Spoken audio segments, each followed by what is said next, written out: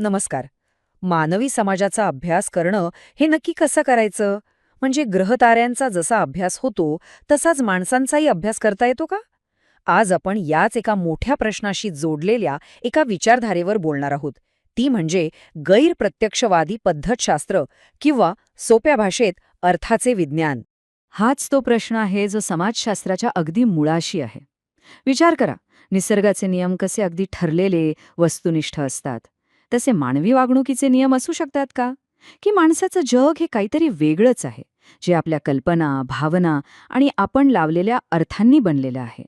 चला या चर्चेच्या जरा खोलात जाऊया. इथेच आपल्याला सामाजिक विज्ञानाकडे बघण्याचे दोन मोठे दृष्टिकोन समोरासमोर उभे राहिलेले दिसतायत. बघा, एका बाजूला आहे प्रत्यक्षवाद म्हणजेच पॉझिटिव्हिझम. त्यांचं म्हणणं काय की जसे सायन्सचे नियम असतात ना, तसे समाजाचे पण ऑब्जेक्टिव्ह नियम शोधता येतात. पण दुसऱ्या बाजूला आहेत गैरप्रत्यक्षवादी. ते म्हणतात छे, असं शक्यच नाही. त्यांच्या मते समाज हा वस्तूंनी नाही तर माणसांच्या कल्पना आणि चेतनेने बनतो. आणि म्हणूनच लोकांच्या कृतीमागचा अर्थ काय आहे हे समजून घेणं हीच समाजाला समजून घेण्याची खरी गुरुकिल्ली आहे. आणि इथेच गैरप्रत्यक्षवादाचा सगळ्यात महत्वाचा मुद्दा समोर येतो. तो म्हणजे व्यक्तिनिष्ठ वास्तवाचं महत्त्व. एक साधं उदाहरण घेऊया. आयडिया ऑफ इंडिया म्हणजे भारताची कल्पना म्हणजे नक्की काय? एका राजकारण्याला विचारलं तर त्याचं उत्तर वेगळं असेल, एका ब्युरोक्रॅटला विचारलं तर त्याचं उत्तर वेगळं, आणि एका दलित व्यक्तीसाठी तर ही कल्पना खूपच वेगळी असू शकते. यावरून काय दिसतं की वास्तव हे एकच ठरलेलं नसतं. ते व्यक्तिनिष्ठ असतं, संदर्भानुसार बदलतं. त्यामुळे एकाच ऑब्जेक्टिव्ह सत्याची अपेक्षा करणं इथे चुकीचं ठरू शकतं. जॉर्ज सिमेल यांनी हेच खूप छान सांगितलंय. ते म्हणतात की ठीक आहे, एक ऑब्जेक्टिव्ह जग असेलही बाहेर, पण आपण ते कसं अनुभवतो? आपल्या मर्यादित संवेदनांमधून, आपल्या नजरेतूनच ना. याचाच अर्थ काय की आपण प्रत्येकजण आपापल्या वास्तव स्वतःच घडवत असतो. चला तर मग आता भेटूया त्या विचारवंतांना ज्यांनी हा अर्थ समजून घेण्याची साधनं म्हणजे मेथड्स विकसित केल्या. विनलँड आणि रेकट यांनी सायन्सचे दोन प्रकार सांगितले. पहिला नोमोथेटिक, हे म्हणजे फिजिक्ससारखं, जे जनरल नियम शोधतं, युनिव्हर्सल लॉज शोधतं. आणि दुसरा प्रकार आहे एडिओग्राफिक. हे काय करतं तर हे एखाद्या विशिष्ट घटनेचा, जसं इतिहासात घडतं, त्याचा अर्थ लावायचा प्रयत्न करतं. समाजशास्त्र ह्यातच येतं. आणि मग येतात मॅक्स वेबर. त्यांचं म्हणणं तर अगदी स्पष्ट होतं. ते म्हणाले, समाजाला समजून घ्यायचंय ना, मग लोक त्यांच्या कृतींना काय अर्थ देतात ते समजून घ्या.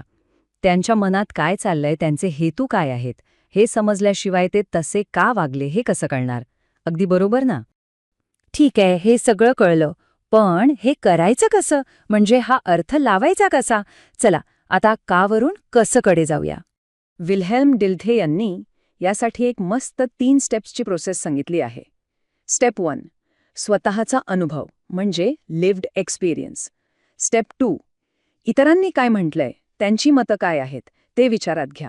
आणि स्टेप 3, या सगळ्याला एकत्र करून एक समज, एक आकलन तयार करा. आणि याच विचारातून मग अनेक मेथड्स पुढे आल्या, जसं की फिनोमेनॉलॉजी, सिम्बॉलिक इंटरॅक्शनिझम. ही नावं जरा जड वाटतील, पण या सगळ्याचा सार एकच आहे. या सगळ्या मेथड्स नंबर्सवर म्हणजे क्वांटिटेटिव्ह डेटावर नाही तर गुणात्मक डेटावर लक्ष देतात. कारण अर्थ मोजता येत नाही, तो समजून घ्यावा लागतो. बरं, आतापर्यंत आपण कौतुक ऐकलं, पण प्रत्येक सिद्धांताची दुसरी बाजू पण असते, नाही का? टीकाकार काय म्हणतात तेही बघायला हवं. आणि सगळ्यात मोठा प्रश्न टीकाकार काय विचारतात माहितीये? ते म्हणतात, अहो थर्मोमीटर लावला की ताप कळतो, कोणीही मोजला तरी तो सारखाच येतो, पण माणसांच्या मनातलं मीनिंग मोजायचं थर्मोमीटर कुठे आहे? म्हणजेच काय की या मेथड्स खूपच व्यक्तिनिष्ठ आहेत. सगळा खेळ संशोधकाच्या क्षमतेवर अवलंबून आहे. आता एक संशोधक एक निष्कर्ष काढेल, दुसरा कदाचित वेगळाच काहीतरी सांगेल. मग विश्वास कोणावर ठेवायचा? विश्वसनीयता आणि वैधता सिद्ध करणं इथे खूप अवघड होऊन बसतं. मग आता काय? हा वाद असाच चालू राहणार का? नाही. आजच्या मॉडर्न सोशल सायन्समध्ये एक वेगळाच, एक मध्यम मार्ग स्वीकारला गेलाय. पाहूया तो काय आहे. रे पार्सन यांचं एक मस्त वाक्य आहे. ते म्हणतात की हा पॉझिटिव्हिझम विरुद्ध नॉन पॉझिटिव्हिझमचा वाद म्हणजे 60चा हँगओव्हर आहे. म्हणजे आता तो जुना झालाय, कालबाह्य झालाय. आणि आजची वस्तुस्थिती हीच आहे. कोणती मेथड वापरायची हे पूर्णपणे संशोधनाच्या प्रश्नावर अवलंबून असतं. सरळ सोपं गणित आहे. जर किती हे जाणून घ्यायचं असेल तर आकडेवारी लागेल, पण जर का आणि कसं हे समजून घ्यायचं असेल तर अर्थ लावावा लागेल. दोन्ही दृष्टिकोन आपापल्या जागी अगदी बरोबर आहेत. आणि हे फक्त पुस्तकी ज्ञान नाहीये. इथे बघा, स्पर्धा परीक्षांमध्ये यावर किती प्रश्न विचारले जातात.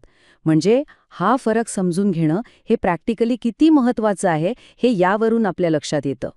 तर मग पुढच्या वेळी कुठलाही सामाजिक अभ्यास समोर आला, मग तो न्यूजमध्ये असो किंवा कुठल्या रिपोर्टमध्ये, तर एक प्रश्न नक्कीच विचारायला हवा.